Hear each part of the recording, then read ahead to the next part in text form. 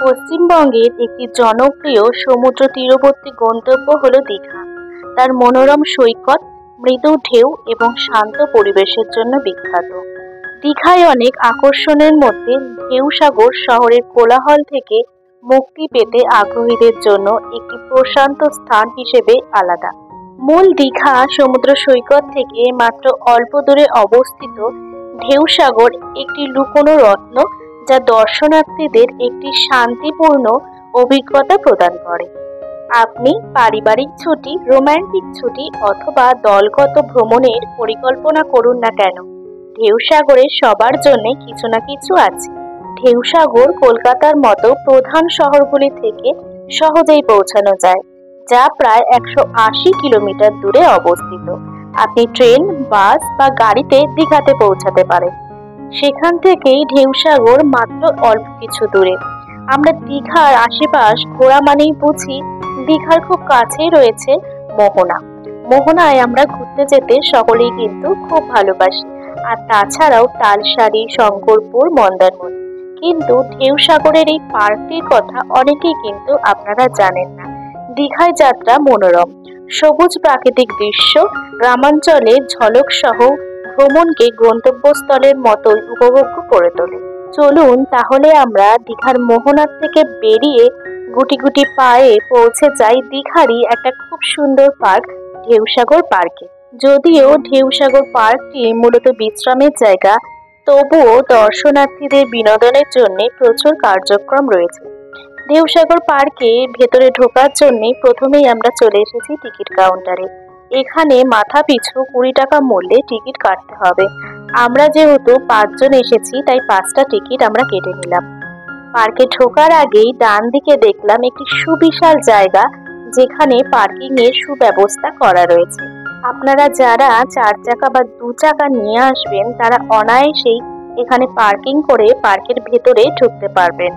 ঢেউসাগর ভ্রমণের সবচেয়ে ভালো সময় হলো শীতকাল, অক্টোবর থেকে ফেব্রুয়ারি, যখন আবহাওয়া মনোরম এবং সমুদ্র সৈকতেরই জন্য আদর্শ। জুন থেকে সেপ্টেম্বর পর্যন্ত বৃষ্টি হয়। ভারী বৃষ্টির জন্য বাইরে যে অ্যাক্টিভিটিগুলো থাকে সেইগুলো হয়তো আপনারা দেখতে পারবেন না।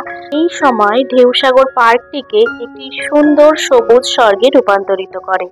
মার্চ থেকে মে মাস পর্যন্ত গ্রীষ্মের মাসগুলি গরম এবং আর্দ্র হতে পারে, তবে সন্ধ্যায় শীতল সমুদ্রের বাতাস কিছুটা স্বস্তি দেয়। আমরা গিয়েছিলাম এপ্রিল মাসে। এপ্রিল মাসে যাওয়াতে একটু গরমে কষ্ট হয়েছে, কিন্তু এই পার্কটিতে আমরা গিয়েছিলাম সন্ধ্যেবেলায়, তাই চারিদিকে খুব সুন্দর আলো ঝকমকে পরিবেশ দেখতে পেয়েছি। আর তার সাথেই ছিল সমুদ্রের শীতল সুন্দর মৃদু বাতাস। যারা শান্তিপূর্ণ এবং মনোরম সমুদ্র সৈকতে ছুটি কাটাতে চান, তাদের জন্য ঢেউসাগর একটি আদর্শ গন্তব্য। এর শান্ত পরিবেশ চারপাশে প্রাকৃতিক সৌন্দর্যের সাথে মিলিত হয়ে এটিকে বিশ্রাম করার জন্য একটি দুর্দান্ত জায়গা করে তুলেছে। আপনি সমুদ্র সৈকতে আরাম করতে চান, স্থানীয় খাবার উপভোগ করতে চান, অথবা কাছাকাছি আকর্ষণীয় অ্যাক্টিভিটিগুলো উপভোগ করতে চান, ঢেউসাগর সবার জন্য কিছু না কিছু অফার করে থাকে। পশ্চিমবঙ্গে দীঘার ঢেউসাগর হলো এক লুকোনো রত্ন, যা সমুদ্রের ধারে এক প্রশান্ত এবং স্মরণীয় ভ্রমণের প্রতিশ্রুতি দেয়।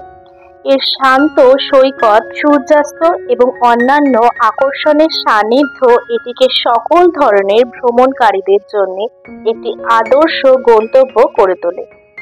এখানে বিভিন্ন ধরনের রাইড রয়েছে, যা এখন রূপ চালিয়ে দেখছে।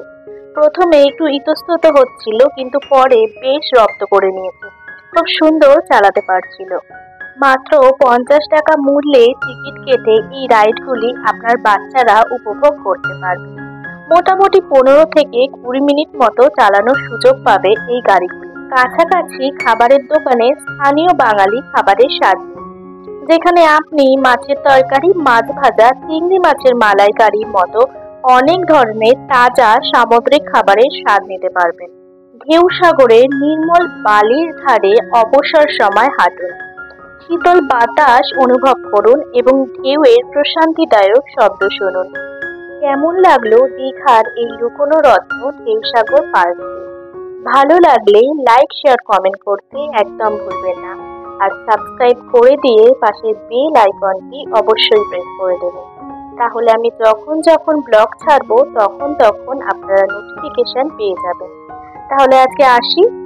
ভালো থাকবেন, সুস্থ থাকবেন। নতুন একটি ব্লগে আপনাদের সাথে আবার আমার দেখা।